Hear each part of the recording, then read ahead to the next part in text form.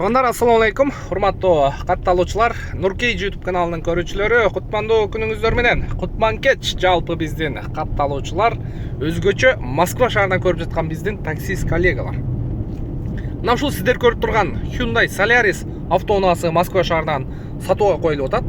Машинанын чыгарылган жылы 2021, кыймылдаткычтын көлөмү 1.6 автомат коробкада.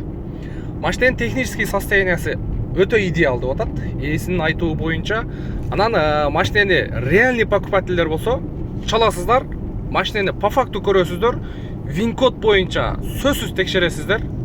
Пробеги 279.100. Оригинал пробег. Баасы боюнча 1.235.000 коюлду. Дагы жакшы соода кылса түшүп берем деп атат.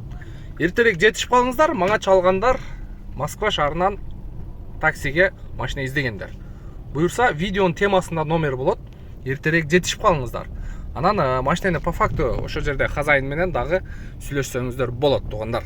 Бизден ыраазы болосуздар. Эгерде бизге кызмат болсо, биздин WhatsApp номерге байланышка чыга берсеңиздер болот. Көрүп атасыздарбы? Ички салондору бар жогу таптаза экен. Чехолдору, Ева ковриктери баары жакшы.